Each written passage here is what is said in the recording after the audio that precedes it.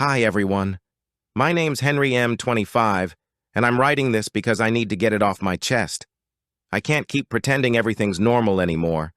It started a few months ago. I'd just finished my master's in engineering, finally free from the grind of studying, exams, and unpaid internships. The job market wasn't great, though. I spent weeks scrolling through online postings, sending out resumes, and getting ghosted by potential employers. One day, I came across a peculiar listing. Confidential employer. Engineer wanted. Night shift. Competitive salary. No prior experience necessary. I had to double-check the listing because the salary was absurdly high. Paired with the anonymity of the employer and the "no experience needed" clause, it definitely stood out. It had to be too good to be true, right? Still, desperation does funny things to people, so I applied, figuring the worst they could do was ignore me. The next day, I got an email. No pleasantries, just an address and a time. They wanted me to come in for an interview. The place was a nondescript building in a part of the city I'd never visited before. The interior was sterile, white walls, harsh fluorescent lights, and a receptionist who barely acknowledged me. I was waved into an adjacent office room where I met Camelia, a sharp-featured woman in her late 50s, with dark, piercing eyes and a heavy Russian accent. She didn't ask me any questions, didn't even glance at my resume. She just looked at me blankly and said, "The job is yours. You start tonight." I stammered something about needing details, and she explained. I'd be working in a maintenance office deep in the subway system. My shift would run from 10 p.m. to 6 a.m., and there was only one rule.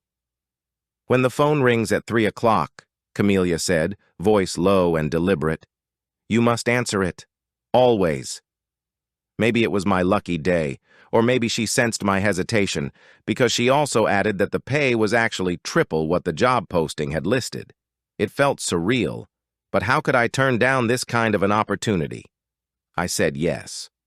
My new office was small, tucked away in an underground service tunnel. It was cramped and outdated, but I had it all to myself. My first few shifts were uneventful. The phone rang at exactly 3 a.m. every night, and every time I picked it up, there was silence. Just dead air. At first, it unnerved me, but after a few nights, it became routine. I'd say, "Hello," wait a few seconds, and hang up when no one responded. Easy money, right? The boredom, though, was something else. I started bringing books, playing games on my phone, even doing menial tasks around the office to pass the time. Then one night, I got too caught up reorganizing some old files and missed the 3 a.m. call. At first, I told myself, it's just one missed call. Nobody ever even answers my hello anyways, so what's the harm? I'll just make sure to answer the call tomorrow night. But the phone didn't ring the next night. The following weeks were strange, each night bringing something new. First, I noticed blank pieces of paper sliding under the door during my shift, like someone was passing me notes with nothing on them. I didn't know who was doing it or why, but it sure didn't feel right.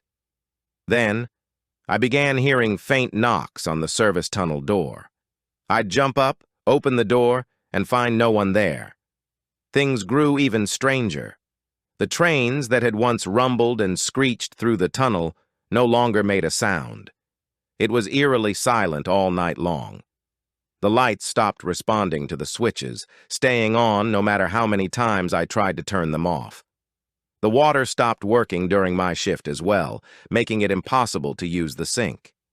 I told myself I was just being paranoid, or that it was electrical issues or whatever excuse my mind could come up with.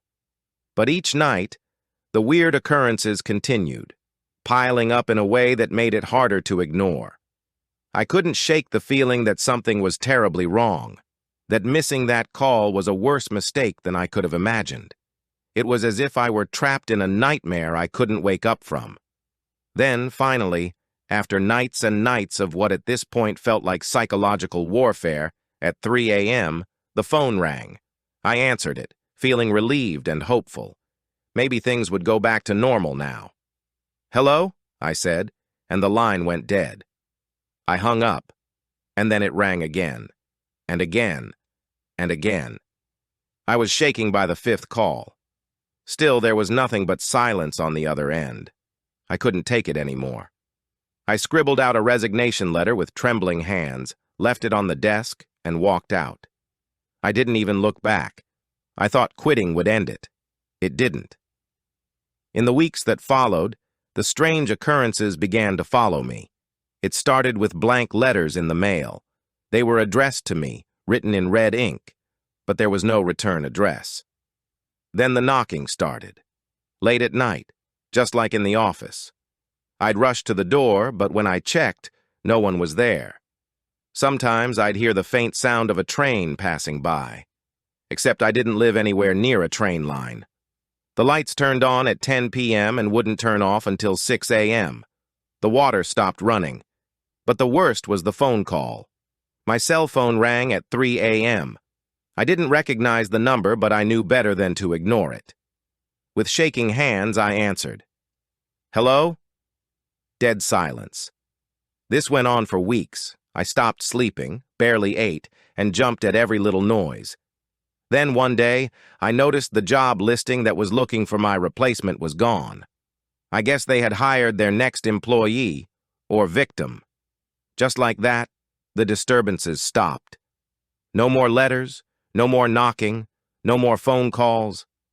I don't know what they wanted from me, and I'm too scared to find out. I can only hope that whoever took the job after me is following the one rule. And if your phone ever rings at 3 a.m. for your own sake, answer it. Edit. For those asking if I've tried contacting Camellia or the agency, I haven't. I'm not going to risk it. Whatever this is, it's beyond me.